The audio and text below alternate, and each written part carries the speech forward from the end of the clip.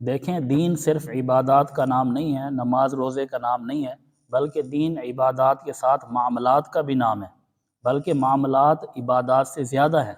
اسی لیے کسی نے کہا ہے کہ شریعت کے اندر، دین کے اندر عبادات کی تعداد 25% ہے اور معاملات کی تعداد 75% ہے، یعنی 25% عبادات ہیں جس کے اندر نماز، روزہ، حج، زکوٰۃ یہ چیزیں آ جاتی ہیں، باقی 75% وہ معاملات ہیں، لوگوں کے ساتھ ہمارا تعلق کیسا ہے، رویہ کیسا ہے، لین دین میں کوئی ملاوٹ، دھوکہ، دو نمبری، فراڈ، یہ چیزیں تو نہیں ہیں۔ 75% یہ ہے۔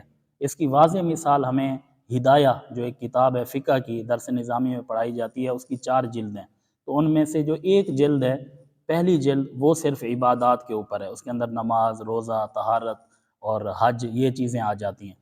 باقی جو 3 جلدیں ہیں وہ معاملات کے اندر ہے کہ بیع، خرید و فروخت کیسے کرنی ہے، نکاح کیسے کرنا ہے، طلاق کیسے دینی ہے، یہ ساری چیزیں معاملات کے اندر شامل ہوتی ہیں۔ تو 3 جلدیں وہ صرف معاملات ہیں اور عبادات کے اندر صرف ایک جلد ہے۔ تو اس سے پتہ چلا کہ 75% معاملات ہیں اور عبادات وہ صرف 25% ہیں۔ آج کل لوگ عبادات پہ زور دیتے ہیں، معاملات پہ زور نہیں دیتے، کہ معاملے کے اندر تو فراڈ، دھوکہ اور یہ چیزیں چل رہی ہوتی ہیں، ساتھ کہیں کہ بس نہیں، نماز روزہ چل رہا ہے تو وہ دیندار ہے۔ نہیں، دیندار ہونے کے لیے عبادات کے ساتھ معاملات کو بھی ٹھیک کرنا ضروری ہوتا ہے۔